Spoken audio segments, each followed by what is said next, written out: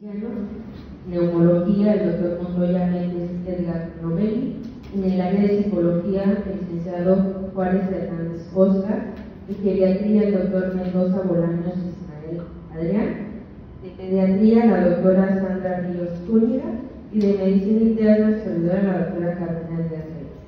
Abordaremos temas sobre el sueño y las formas en cómo se va afectando desde el punto de vista de cada especialidad, y en caso de que tengan alguna duda o opinión, pues se sugiere que al final de la ponencia pues se realice. Nosotros consolidamos toda la información que recibimos en el transcurso del día, es en el momento en el que el aprendizaje se fija, por llamarlo de alguna forma, y se vuelve conocimiento y recuerdos en nuestra vida diaria. También es importante mencionar que esta es la etapa del día, el momento en el que nuestro organismo se vuelve o llega a un estado basal en el que todas las hormonas que estuvieron interviniendo en el transcurso del día se recuperan, en el que se realizan procesos de reparación, y de ahí pues la importancia de que sea adecuado en calidad y en cantidad. Un gusto saludarlos. Complementando lo que comentan los compañeros, es importante tener en cuenta que el descanso es fundamental para todo ser vivo. En nuestro día a día, si no descansamos adecuadamente, nuestro cerebro se queda alterado, y esa alteración la llevamos en el descanso supuestamente, en el cual estamos dormidos, pero realmente no descansamos, sino que nuestro cerebro aún sigue activo. Y cuando llevamos nuestras emociones también al descanso, por ejemplo, si estamos todo el día estresados, todo el día deprimidos, o peleamos con la familia justo antes de dormir o durante el día, y nos llevamos también esa emoción hasta el descanso, aún sigue vigente, y durante el sueño no podemos relajarnos adecuadamente para poder conciliar el sueño profundo. Y eso mismo hace que al día siguiente, prácticamente el primer pensamiento que se nos viene a la mente es el coraje que hice ayer, el enojo que ya tengo, o la preocupación que tengo el día de hoy, entre otras cuestiones. Entonces, por ello es importante poder atender esta parte emocional durante el día a día, para que nuestro descanso sea el adecuado y nos ayude a regular nuestro estado emocional también, que para ello sirve el poder descansar, en el que también podamos considerar la información que tenemos durante el día y asimismo también regular nuestro estado emocional. En el contexto del adulto mayor, el envejecimiento trae también cambios en el ritmo circadiano. Si pudiéramos analizar un hipnograma de un paciente mayor, notaríamos que hay menos tiempo en el sueño reparador. Entonces, por mayor razón, se vuelve sumamente importante que el paciente mayor pues, pueda descansar bien. Uno de los precipitantes de alteraciones de la memoria es precisamente que el paciente no duerma bien. Así que quizás una de las cosas que más se le tiene que hacer énfasis en la consulta a un adulto mayor es que haga un análisis con nosotros de su arquitectura del sueño para poder detectar si tiene alguna alteración en el sueño que pueda explicar los síntomas que está presentando en la consulta. Vamos por diferentes etapas en relación a lo que hacen los niños. Cada niño tiene diferentes cantidades o solicitud de sueño que debe cumplir. Es importante que cada niño cumpla ciertas horas de sueño. ¿Por qué? Porque es importante su pleno desarrollo neuronal. Es prácticamente importante el neurodesarrollo de los niños. El sueño es complicado y lleva a una alteración neuronal, el desarrollo del cerebro, el crecimiento, el volumen del cerebro, su capacidad de concentración, y también si tenemos que alterar esa parte, el niño tiene que desarrollar algunos trastornos de su desarrollo. Entonces es muy importante cumplir con esas etapas de sueño, que es muy diferente a la etapa adulta o a la etapa de la vejez. Finalizar la pregunta, parte también de la importancia de que una persona tenga un adecuado higiene del sueño, es evitando la aparición de ciertas patologías. Si en dado caso hubiera una importante privación del sueño, podrían aparecer desde lo más simple como alucinaciones hasta la presencia de crisis de Esta ansiedad está, bueno, una de las teorías como más actuales acerca de la depresión y la ansiedad, en el caso, por ejemplo, de la salud mental, es precisamente la elevación crónica del cortisol, que es la hormona que nos mantiene despiertos, la hormona que nos ayuda a regular el estado de alerta, y la disminución de la melatonina. Entonces, la depresión y la ansiedad conllevan estados crónicos de inflamación y estados crónicos de elevación del cortisol, en el que precisamente se ve afectado el sueño. El insomnio es de los más frecuentes en el caso de psiquiatría, pero no es el único. Hay diversos trastornos del sueño que también tienen tratamiento psiquiátrico, ¿no? También la hipersomnia, ¿no? Por otro lado, que es el dormir más, también es muy frecuente en el caso de estrés, ansiedad, y también el uso de medicamentos no de benzodiazepinas en monoterapia, porque afecta la arquitectura del sueño, y esto reduce el sueño profundo y el sueño REM. Entonces la calidad del sueño se va a afectar precisamente con los problemas de memoria que venía hablando el doctor. Es muy importante porque no se consolida adecuadamente los recuerdos, el conocimiento, y esto en los extremos de la vida es bien importante, porque cada niño, como decía la doctora, cada niño necesita una adecuada calidad de sueño, cantidad de sueño, y también en los adultos mayores, al disminuirse el sueño reparado, pues también se afecta este tipo de memoria. Retomando los puntos que observamos en la gráfica, hablando específicamente de la mala higiene del sueño, no me dejarán mentir, la mayoría de las personas que nos encontramos en este auditorio tendemos a utilizar o hacer como última acción antes de dormir, revisar el teléfono, y no solamente para poner la alarma, sino para checar redes sociales, mensajes, llamadas, etc. Entonces, eso es una de las actividades que no se consideran dentro de la higiene del sueño. Más adelante vamos a tocar qué es la higiene del sueño y qué es lo que podemos hacer para mejorar y para dormir bien, en cantidad y en calidad. Otra actividad que también solemos realizar y que no deberíamos es consumir café, por ejemplo. El café debería de ingerirse al menos 3 horas antes de dormir. Y yo también puedo preguntar, podemos hacer una encuesta en estos momentos, y más de la mitad de los que nos encontramos aquí tomamos una taza de café, inclusive media hora antes de dormir. Entonces, pues bueno, también vamos a checar ese punto más adelante. Entonces, de ahí la importancia de que en las siguientes diapositivas, donde hablemos sobre la higiene del sueño, pues veamos las cosas que no estamos haciendo bien y que nos están llevando pues a no dormir de manera adecuada. De las situaciones que pasamos en el día a día, ¿qué es lo que no nos impide descansar o qué es lo que no nos impide estar tranquilos en nuestro día? Nuestras preocupaciones, nuestras responsabilidades, el trabajo, la familia, la casa, la escuela, los hijos, todo lo que conlleva, es lo que también nos mantiene activos pensando en qué voy a hacer, cómo lo voy a hacer, cómo le voy a resolver esto. Entonces, todas estas cuestiones son las que nos llevamos a la hora del descanso, y que también nos va afectando a largo plazo, porque lo vamos haciendo un hábito en el que yo me llevo todos estos problemas a mi cama y ahí me quedo pensando en qué voy a hacer, cómo voy a hacer, repensando y repensando en todo eso que se me va conglomerando. Y también entre los hábitos está la alimentación.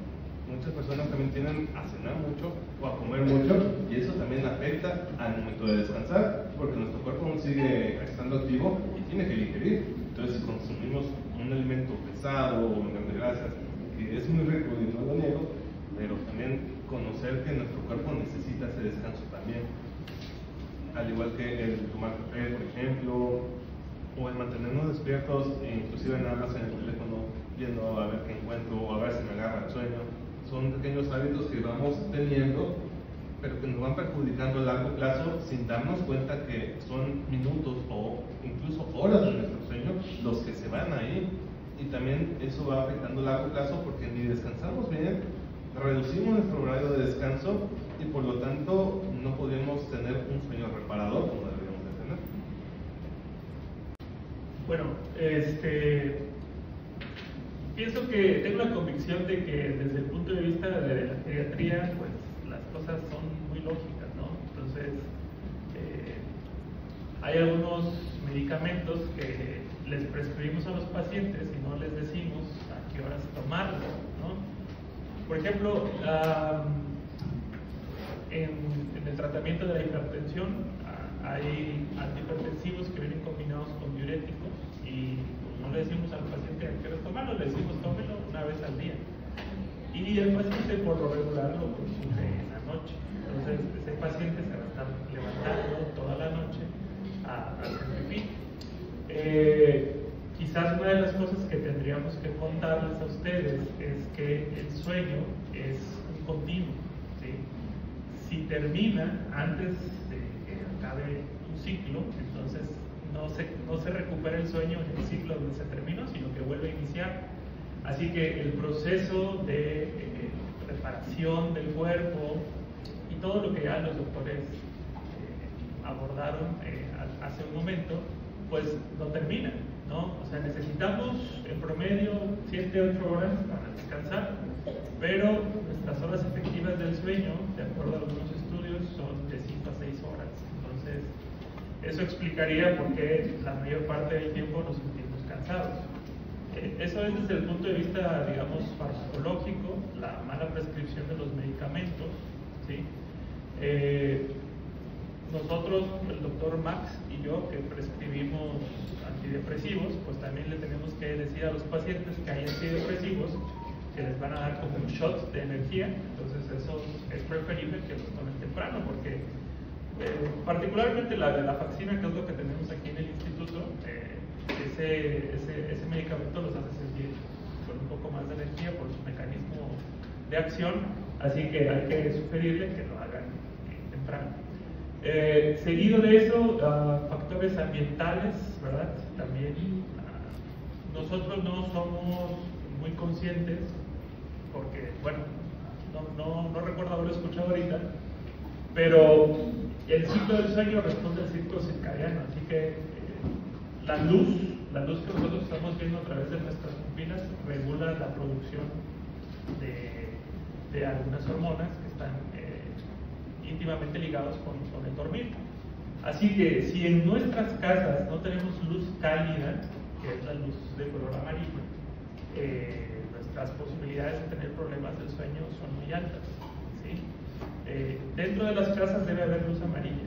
La luz blanca, que es como la que usamos en el hospital, tiene que estar hacia afuera para iluminar espacios abiertos, y dentro de casa tiene que haber luces cálidas. Y pues en general no lo tenemos, ¿no? Casi siempre son, pues, la luz que nosotros podemos conseguir para nuestra casa. Y por último, pues creo que una de las cosas que también tendríamos que comentar es el buen control de las enfermedades crónicas o de base de los pacientes, porque algo muy frecuente en la consulta es que los pacientes, por ejemplo, que tienen dolor, ¿sí? El dolor nunca se les quita, ¿sí? Y su médico, que lo ve de manera regular, ha pensado que la solución para su insomnio es que le dé clonazepam. Así que ya le empezó con 4 de la tableta, y como el paciente no se duerme, le va subiendo hasta que logra lo que se conoce como efecto patológico de los medicamentos, que ahora en vez de que lo duerma, lo pone más activo. Entonces hay que saber qué otros síntomas o enfermedades tiene el paciente y ver si están bien controladas, porque pues, para el dolor pues tenemos algunos analgésicos disponibles dentro del instituto que les podemos dar a ellos y que pueden facilitar que descansen bien. En relación también a los niños es muy diferente en relación a todos los doctores. Hay dentro de lo más importante la rutina. En un niño sano la rutina es importante, dormir a cierta hora del día.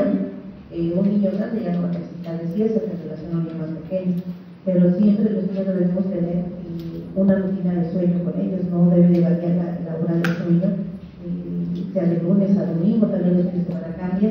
¿Por qué? Porque igual a nivel hormonal afectamos el desarrollo de ese niño. Uno de los factores más importantes que se está viendo actualmente es el impacto de lo que son la tecnología, uso de celulares, uso de pantallas. Entonces, como adultos tenemos que normar en los niños el uso de pantallas, porque también va de acuerdo a la edad. Un niño menor de 12 años se considera lo más importante el uso de pantalla 1 hora al día, cosa que nos transmitimos a los papás, aunque seamos médicos. Niños mayores de 12 años hasta 18 se considera que debemos utilizar el uso de pantalla de 2 horas y no lo utilizamos también. Actualmente los niños están llenos de factores o distractores visuales que a la larga nos vienen condicionando muchos trastornos, como es uno de los más comunes y que está en moda, porque es una moda, que es el trastorno de déficit de atención e hiperactividad, que está sobrediagnosticado y algunos niños completamente diagnosticados. Eso es en lo que es una calidad de rutina. La segunda, la alimentación. La alimentación también tiene mucho que ver con un niño. Un niño como tal, al igual que un adulto mayor, debe de cumplir ciertas horas de alimentación, qué es lo que va a comer, la dieta que debe tener un niño a sus diferentes etapas de edad. Y uno de los más importantes, que no se compara con los demás, son algunas patologías, como cuáles en los niños: hipertrofia de cornetes, hipertrofia mentalina, ocasiona una mala respiración, sobre todo a la hora del sueño, ocasionando que el niño no descanse. ¿Por qué? Porque su respiración se va a hacer completamente oral. Algunos de nosotros podemos tener niños en casa que roncan, cuando un niño no debe de roncar. ¿Por qué? Porque tiene algunas alteraciones y nosotros nos reímos y decimos, ¿sabe ronca? Pues está gordito, porque se coloca mal. Pero no, ese niño de trasfondo debe tener algún problema respiratorio. Esto ocasiona que el niño no descanse, que no logre un sueño adecuado, no llegue a un sueño REM, que es un sueño profundo, reparador, que viene de la mano con algunas secreciones hormonales, como la melatonina. Una baja producción de esta ocasiona que el niño no desarrolle adecuadamente, presente problemas en lo que es el reloj o lo que es el reloj circadiano, lo que les comentaban los doctores también, y eso a la larga ocasiona pues que el niño no va a estar cansado, no tenga un adecuado desarrollo incluso físico y mental, y pues de la mano vienen todas las demás alteraciones de las que hemos hablado. Y valorar de forma integral a los pacientes para determinar cuáles son los factores que pudiéramos modificar o no modificar, y de acuerdo a eso a realizar una intervención directa hacia los pacientes. Pregunta: ¿cuántas horas de sueño reparador se requiere para establecer funciones fisiológicas y si estas difieren de acuerdo a nuestra edad? ¿Me podrán pasar la siguiente diapositiva, por favor? Perfecto. Bueno, vamos a utilizar esta imagen para entender las necesidades de sueño dependiendo de la edad en la que nos encontremos. Antes que nada, quisiera que se llevaran este concepto: ciclo de sueño. ¿Sale? ¿A qué se refiere esto? Es de persona a persona, es de 90 minutos. Entonces, una persona con un sueño de calidad debería de tener de 4 a 5 ciclos de sueño por noche, que equivalen a aproximadamente 6 a 7.5 horas. ¿Sale? Ahora, si vemos en la imagen, vemos que está dividida por etapas. Si se dan cuenta, por ejemplo, en los recién nacidos, ellos se encuentran durmiendo el 80% de las horas del día. Afortunados, ¿verdad? Y un adulto joven, aproximadamente entre 7 y 9 horas. Conforme vamos creciendo, el número de horas de sueño que necesitamos para reparar, para cumplir todas las funciones que ya explicamos previamente, va disminuyendo. Pasamos de 12 a 15, de 11 a 14, de 10 a 13, hasta que llegamos a la etapa en la que nos encontramos actualmente, que es de 7 a 9, y cuando llegamos a la etapa del adulto mayor, de 7 a 8 horas. ¿Sale? Entonces es importante entender que las necesidades sí van cambiando y que los tiempos pues se van acortando, pero que en esos tiempos que están establecidos pues son suficientes para que se realicen las funciones que tienen que llevarse a cabo al momento del sueño. La siguiente va dirigida más a la especialidad de geriatría. Conforme envejecemos, la calidad del sueño se afecta, y si esto contribuye a nuestra salud.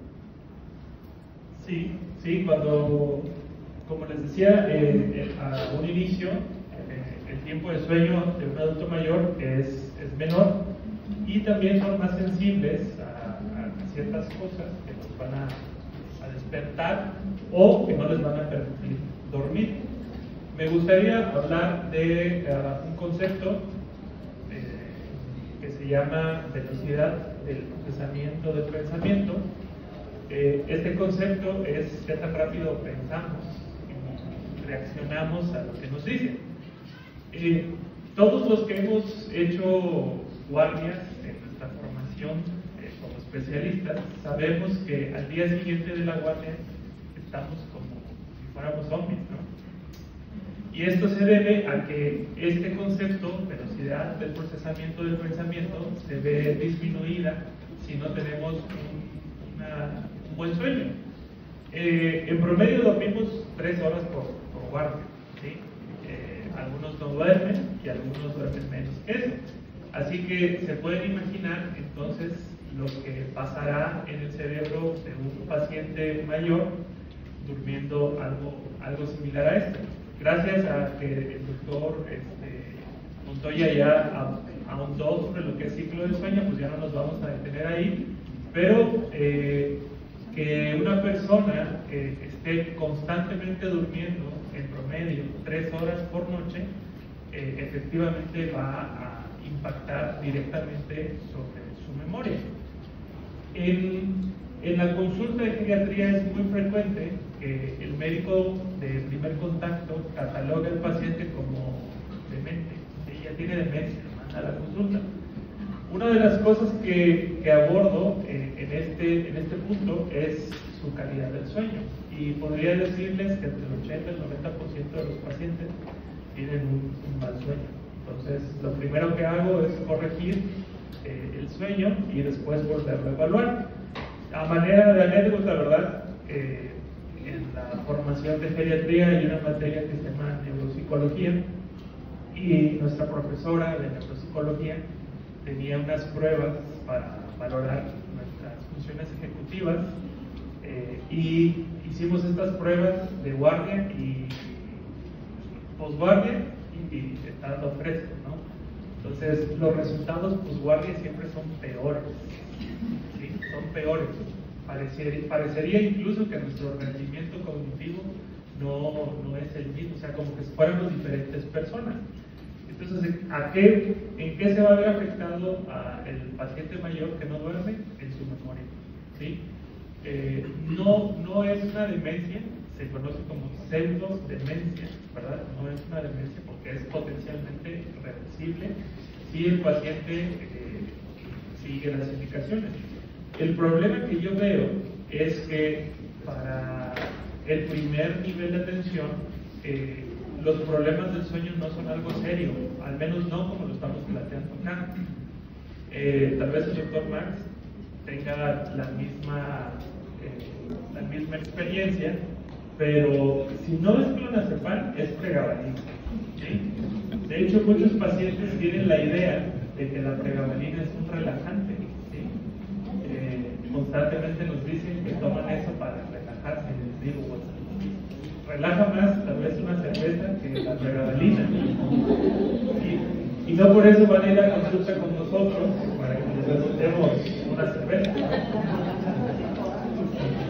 Así que tenemos que ser tal vez más prudentes a la hora de tratar el sueño, porque si no lo hacemos de manera correcta, estamos condenando a ese paciente a que tenga una enfermedad que es potencialmente discapacitante, porque pues tener problemas de memoria es discapacitante. Muchos pacientes, y esto es un dato real, muchos pacientes son asilados, o sea, se meten a una institución, un asilo, porque sus familiares piensan que están con problemas ya de memoria, tienen demencia, y en realidad que si revisamos a ese paciente de manera retrospectiva nos vamos a dar cuenta que siempre fue un problema del sueño que no estuvo bien tratado y que pues con el continuo del tiempo pues ese paciente se puede deteriorar.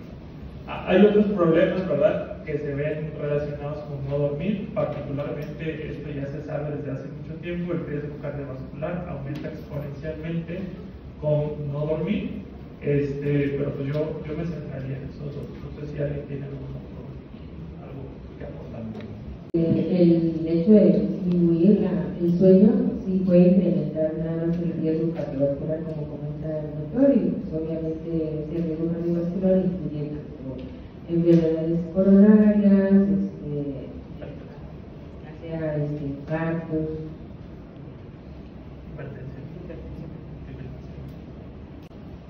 La calidad del sueño se afecta con el sueño uso de dispositivos.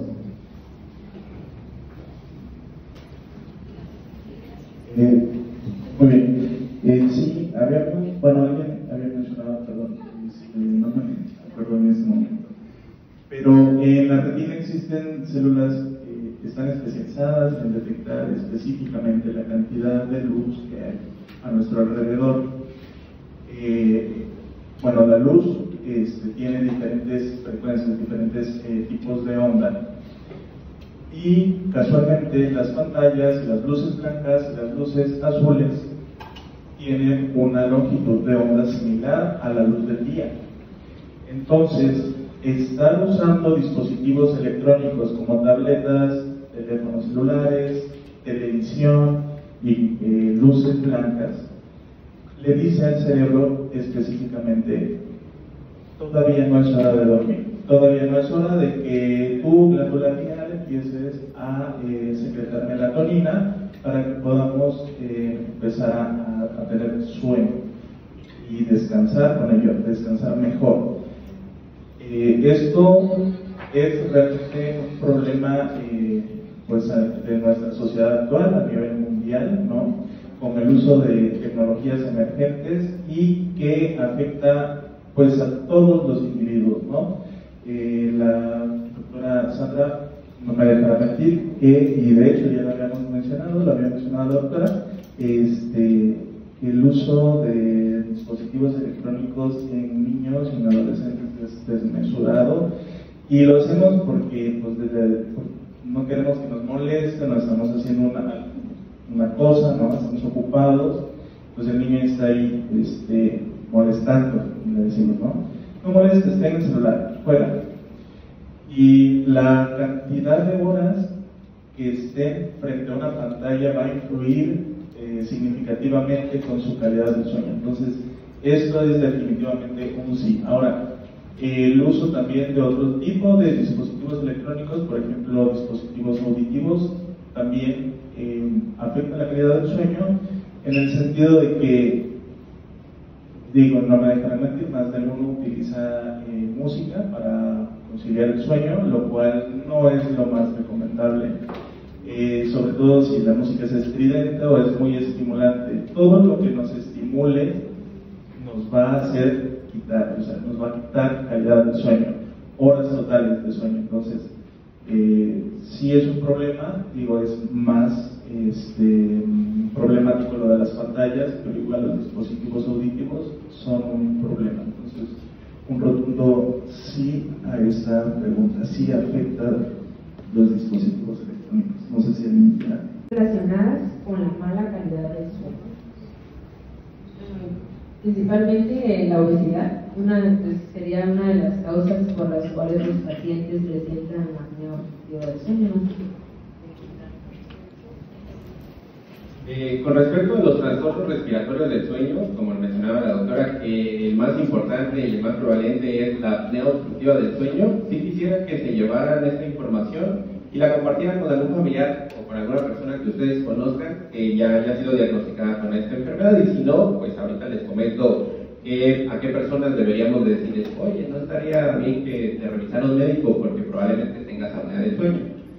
La apnea del sueño está relacionada con aproximadamente 10 enfermedades, dentro de las que se encuentra la diabetes, porque aumenta el riesgo por la resistencia a la insulina; la hipertensión arterial, porque la apnea obstructiva del sueño está relacionada con una muy mala calidad del sueño. ¿Quién es un paciente que tiene apnea obstructiva del sueño? Es un paciente, el prototipo, un paciente gordito, con un cuello prominente, o que burdamente decimos que no tiene cuello. Un paciente que, si le preguntas, te dice: es que yo sí ronco, apenas me quedo dormido y empiezo a roncar.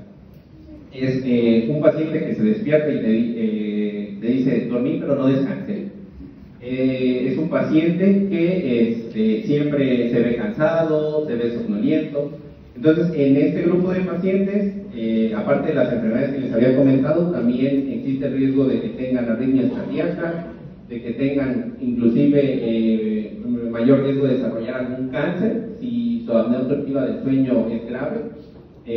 Pueden desarrollar deterioro cognitivo prematuro, pueden desarrollar o ser más susceptibles a Alzheimer, a Parkinson.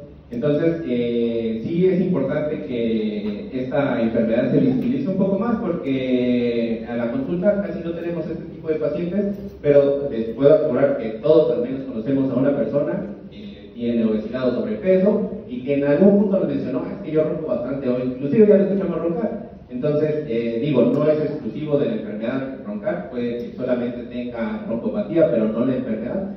Pero sí sería importante que pues se lleven esta información y la platiquen en casa, y pues la consulta de neumología está abierta, entonces ahí nos podemos recibir y abordar el problema de salud a mayor profundidad.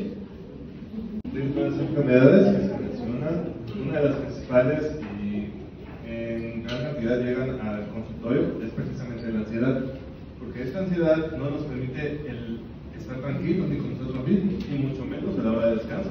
Nos llevamos todo lo que tenemos en mente hasta nuestra cama y ahí estamos rumiando. Y no solamente con pensamientos, sino qué voy a hacer con ellos. Si yo no tengo las herramientas para poder manejarlas o usarlas de una manera adecuada, voy a seguir cayendo en el mismo sitio. Si yo no sé cómo manejar mis emociones, mis pensamientos, mis acciones o mis decisiones, voy a seguirlas llevando en la misma forma en la que le he ido llevando la gran mayoría de mi vida, y ya sea a donde me llevan, a una falta de descanso, y esa falta de descanso me lleva a una irritabilidad, el no estar atento durante el día, el olvidarme de muchas cosas. Entonces, también la gestión de las emociones es importante poderlas atender, ya que si no las manejamos nos pueden perjudicar en más allá de un solo ámbito. Por ejemplo, cuando estamos emocionados y tenemos una alegría, estamos contentos porque queremos decirlo al día siguiente. Ok, se entiende, es parte de, pero es algo benéfico para mí porque me hace sentir bien y sé que al siguiente día lo puedo compartir. Pero ¿qué pasa con una tristeza? ¿Qué pasa cuando una situación me está entristeciendo durante gran parte de mi vida y eso es lo que queda ahí estancado? No sé cómo manejarla, sigo llorando, estoy triste, estoy desanimado, solamente me la paso durmiendo, pero eso es un sueño, un descanso que no es reparador o que no es el adecuado, sino porque también nuestro cuerpo y nuestra mente están sobresaturados en ese ámbito, o esa emoción queda estancada y no se ha liberado o no se ha trabajado. En un enojo, por ejemplo, si nos llevamos un coraje, un enojo, una frustración hacia nuestro sueño, vamos a tener ese coraje en mente todo el tiempo, pensando, debí de haberle dicho esto es lo que voy a decir cuando lo vea. Empiezo a hacer escenarios imaginarios de todo aquello que le pude haber dicho a esa persona, o todo ese coraje que pude haber descargado, y eso es lo que empiezo a rumiar, y al siguiente día, ¿qué es lo que tengo al despertar? Ese mismo enojo, se me viene a la mente esa persona, o ya escuché el nombre de esa persona o su voz, y instintivamente se activa esa emoción nuevamente, porque queda ahí encapsulada, no se procesa, y eso ya va perjudicándome a largo plazo. Y los miedos, por ejemplo, el miedo que va a pasar mañana tengo un examen, mañana tengo que llevar a mi hijo médico, mañana tengo que ir a hacer otras cosas, mañana no sé cómo llegar al trabajo, o mañana ya no tengo dinero. Entonces son preocupaciones que se me van acumulando, y al no saberles cómo gestionar o cómo manejar esas preocupaciones, porque por lo general tendemos a preocuparnos más por lo imaginario que por lo real, y es ahí donde está el detalle, en que todo aquello imaginario mi mente lo crea como si fuera una realidad, y así mismo esa realidad que mi mente ya creó, mi cuerpo reacciona ante ello y ya me siento estresado y mi cuerpo no va a descansar adecuadamente. Entonces por ello es importante poder atendernos de esta manera en cuanto a nuestras emociones, cómo gestionarlas, cómo validarlas también para que yo pueda procesarlas y también estar bien conmigo mismo.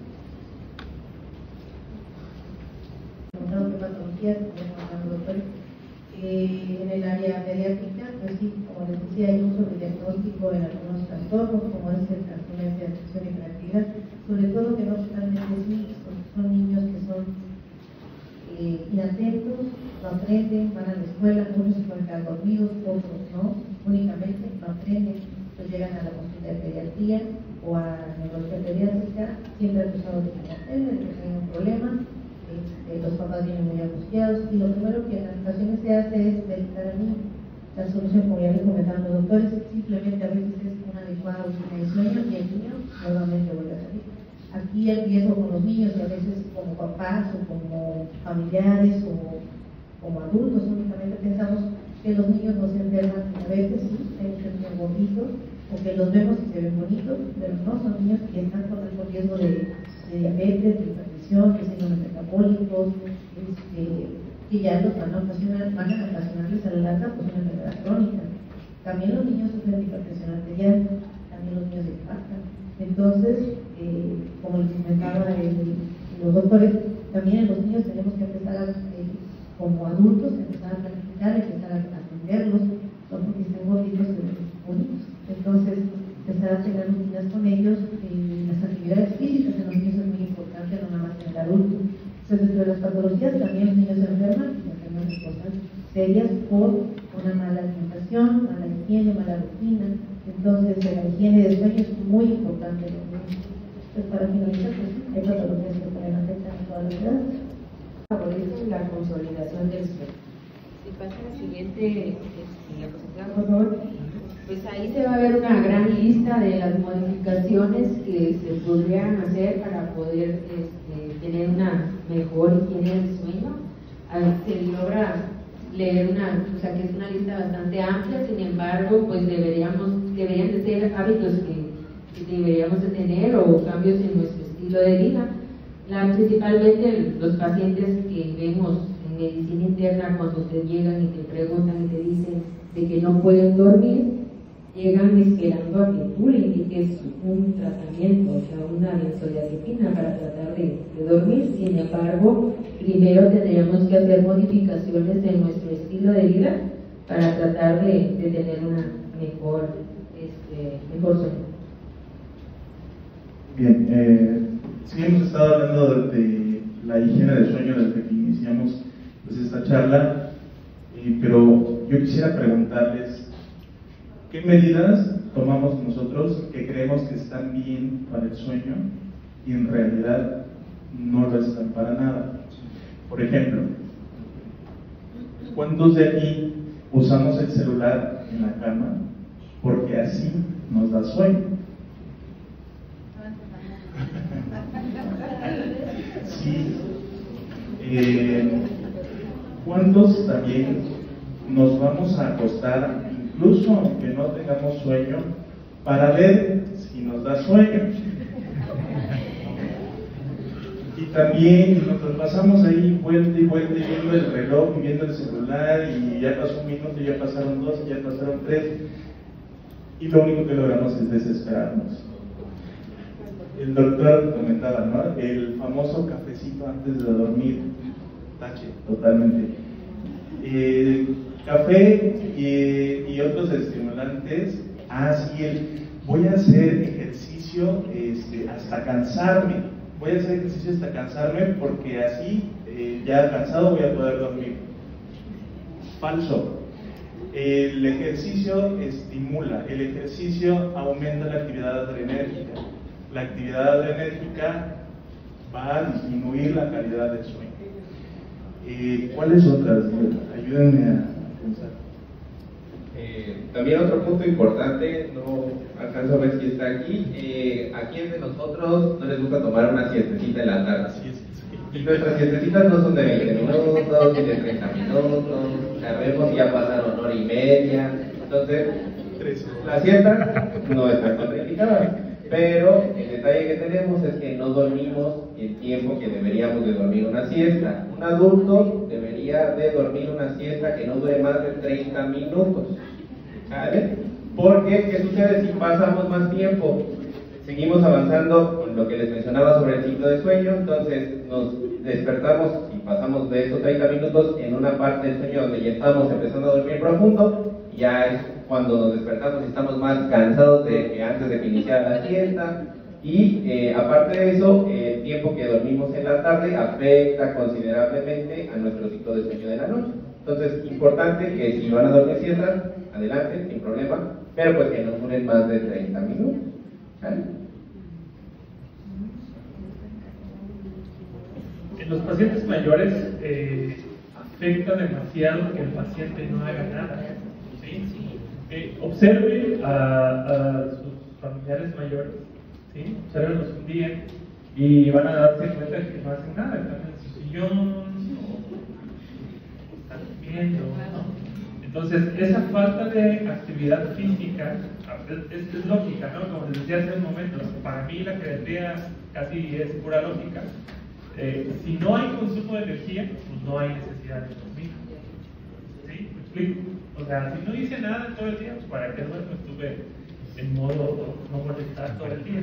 Entonces, con los pacientes mayores sí se sugiere que haya actividad física, por lo menos unas 3 veces en el día. La última puede ser antes de las 6 de la tarde para evitar lo que decía el doctor Max de la actividad adrenérgica, pero sí es necesario que el paciente haga actividad física. Se sorprenderían ustedes, ¿verdad? Se sorprenderían ustedes de los cálculos de kilocalorías que he hecho en la consulta. Bueno, en la consulta de geriatría calculamos el gasto energético del paciente de manera indirecta. Y hay veces que una persona en todo el día solo utilizó 500, 800 kilocalorías. ¿Sí? Entonces, pues esa persona no hizo nada de actividad física todo el día y efectivamente a nivel del sueño le va a dar un duro castigo.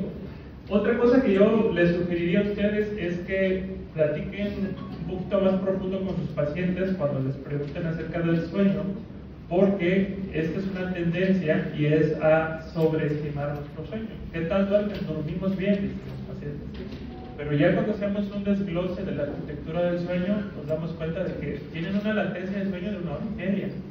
Entonces no duermen bien. O tienen de 3 a 4 despertares en la noche. Casi todos, como ellos dicen, es por ir al baño. Tampoco están durmiendo bien.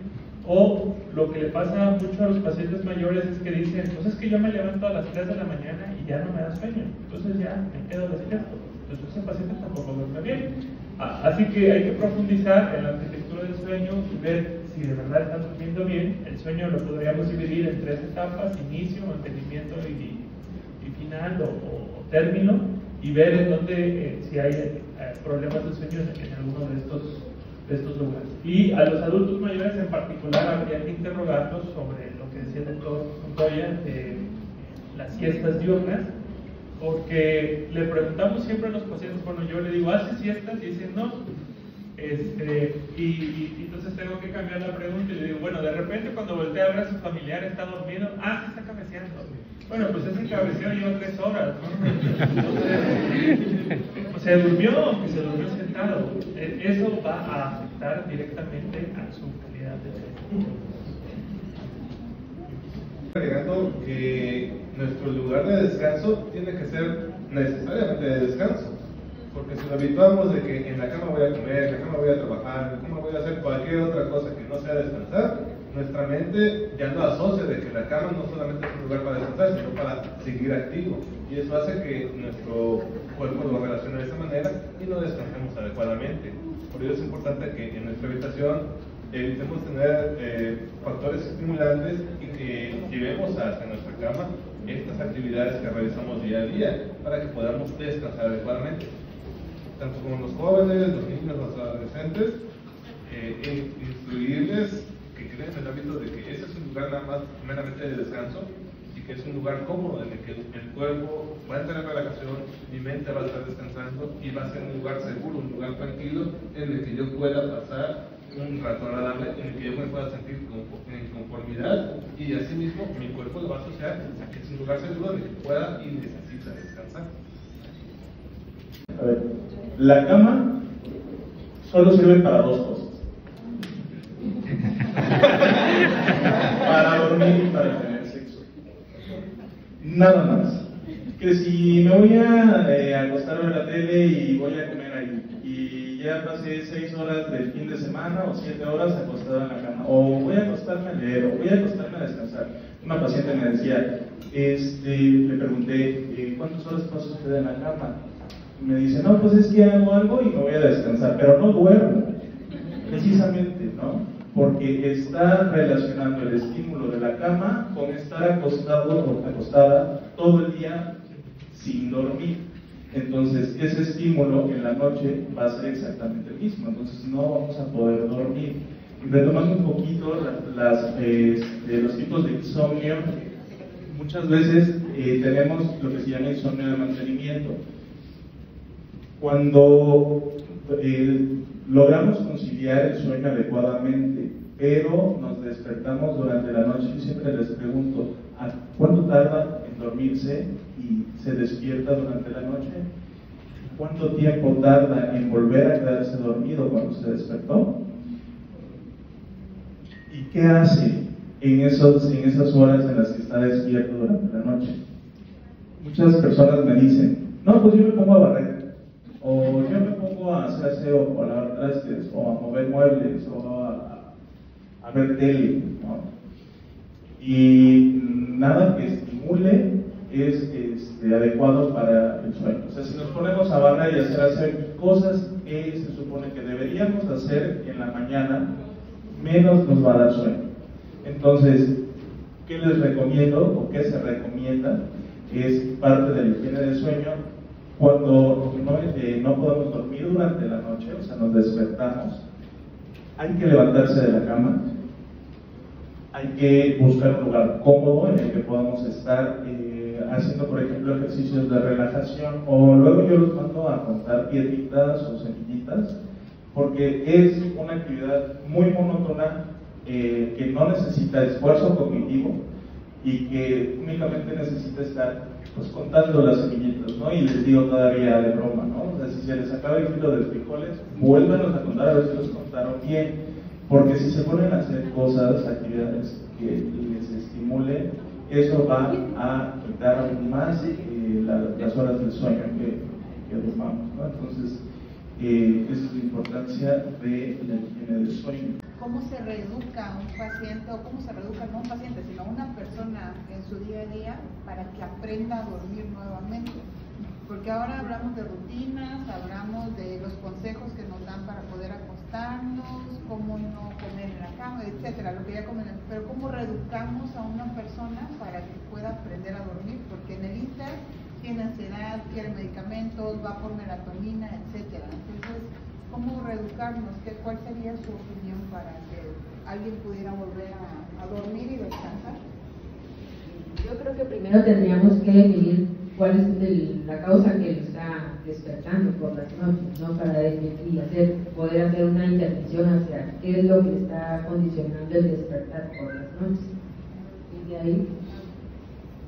Bueno, hay intervenciones psicoterapéuticas específicas, por ejemplo, hay una terapia cognitivo-conductual centrada en el insomnio, en el que precisamente hablamos de la higiene del sueño, pero más importante que solo decirles y relatarles exactamente qué es la higiene del sueño, es bien importante devolverle al paciente la responsabilidad sobre su propia salud, ¿no? Como en todas las áreas de especialidad, devolverle al paciente la responsabilidad, porque bien dice la doctora, ¿no? Llegan y quiero mi clona o quiero mi altra, ¿no? Y qué rico dormir con una tableta de clona, ¿no? Pero no se trata solo de dar medicamentos y ya, ¿no? Se trata de rehabilitar, ¿no? la responsabilidad al paciente de que el dormir es imprescindible para poder recuperar la salud, ¿no? No solo la salud mental, sino también la salud física. También lo que se ha visto que funciona, pues es de entrada, que al momento que nosotros estamos explicando todo este checklist, pues corroborar que nuestro paciente esté entendiendo lo que le estamos explicando. Porque, como comentaba aquí el doctor, nosotros damos una indicación y ya, ahí está su receta y que le vaya bien.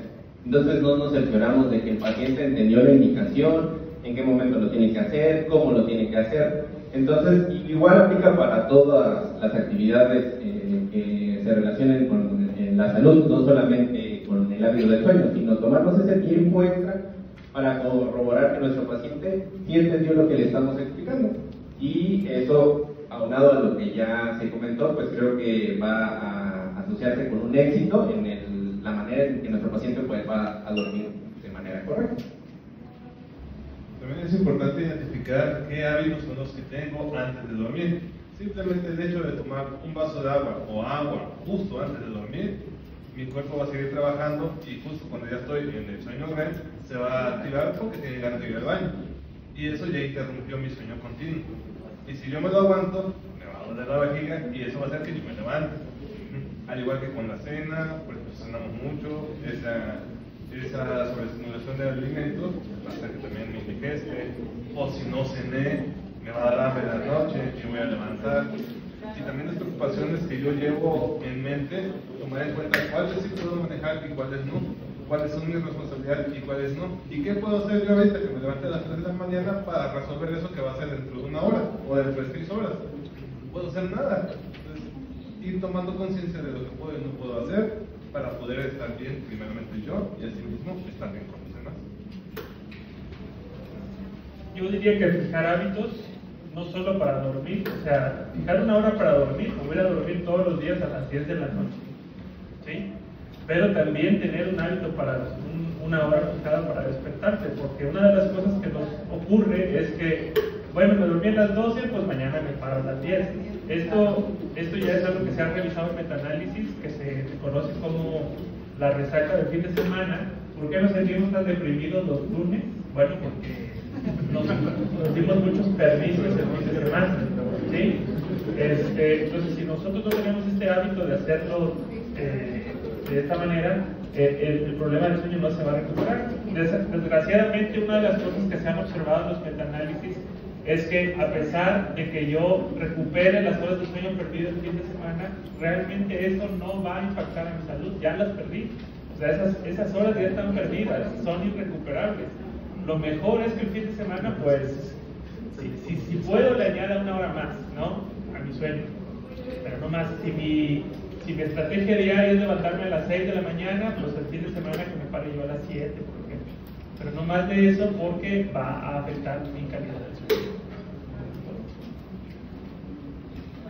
En la etapa pediátrica aquí es reeducar al papá, no educar al niño, es reeducar al papá. Es diferente al adulto, decimos darnos una reeducación, y en la edad pediátrica, incluso hasta antes de los 16, 18 años que todavía tenemos cierta influencia sobre estas edades, es reeducar al papá, reeducar que también como adultos debemos de tener rutinas, no porque es sábado domingo el niño se duerme a las 2, 3 de la mañana, porque entonces empezamos a cambiar todo nuestro ciclo. Pues como en un bebé, una de las preocupaciones mayores en un bebé recién nacido es como de 3, 6 meses, es de que duerme todo el día, pero en la noche no me deja dormir. No los que tienen un bebé en casa, eso se quejan. También es cambiar eso, quitar lo que comentaban los doctores, las luces externas, luz blanca, por otro tipo de luz, apagar sonidos, y en el día todo lo que sería luz, ruido.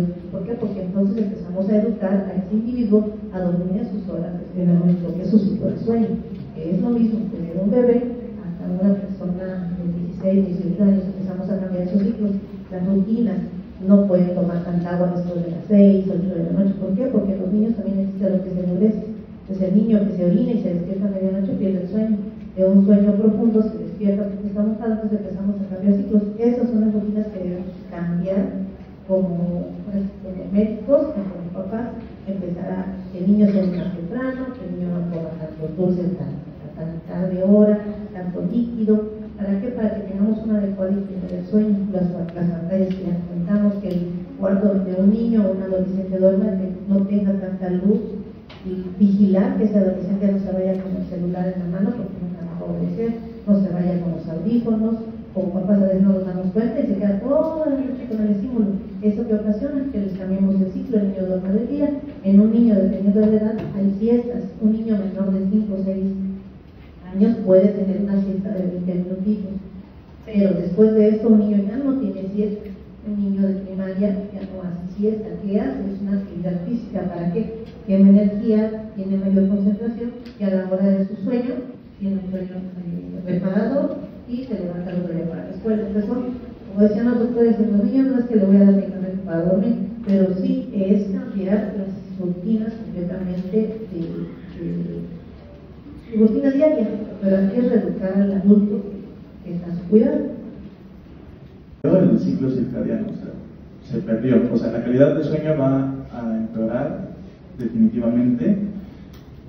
¿Qué es lo que se recomienda? Pues la verdad es que limitar el número de días que se puedan trabajar de noche, ¿no? Por eso es bien importante eso, ¿no? De que no estar todas las noches trabajando, ¿no? Limitar también las siestas. Estos pacientes son los más difíciles, sobre todo aquellos que solo tienen turnos nocturnos y que precisamente está totalmente invertido el ciclo de sueño y vigilia, porque pues para mí sería fácil decirles, no, pues toma tu clonita cuando llegues a casa y a dormir todo el día, pero estamos destruyendo por completo el sueño. Entonces, bien complejo. Habría que reestructurar definitivamente como todo el sistema, ¿no? Todo, las guardias, la residencia. Bueno, pudiera ser que sí. En un mundo ideal tendríamos que trabajar menos horas de noche, pero no somos personal de salud. El hacer ejercicio no también ayudaría, o sea, por ejemplo, a estimular un poco el cerebro, póngase no a recuperar las horas de sueño, sino que, bueno, yo leí en un artículo de que pues el hacer ejercicio ayuda al cerebro a regenerarse. Sí, es como comentaba, ¿no? Es que sí, creo que la idea quedó un poco incompleta hace rato, que dije que no hacer ejercicio, pero en la noche, o sea, no, en la noche, en la noche, durante, en la mañana, durante al día, así como no, por supuesto. O sea, o sea, el ir a hacer ejercicio no te cansa, sino que al contrario, te da un poco más. Por supuesto, y de hecho es pilar fundamental, no solo para la salud física, sino también para la salud mental. Sí quedó muy completa la idea. Bueno, no sé si alguien tenga otro comentario. Sí. Me parece que la jefa de enfermeras tenía la duda de qué podemos hacer para no afectar la salud de los pacientes, ¿no? Bueno, esto es algo bien, igual, de lógica, ¿no?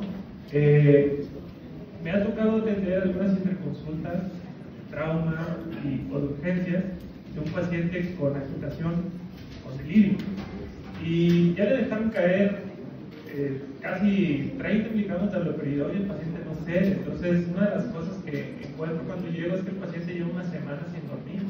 ¿Y por qué lleva una semana sin dormir? Porque está en el fondo del área, ya sea en urgencias, bueno, el trauma ya el 5 de mayo está como en el sótano, donde no hay ni una rendija de luz. Entonces el paciente adulto mayor tiene un mes esperando su cirugía y donde se acuesta, la lámpara le queda aquí.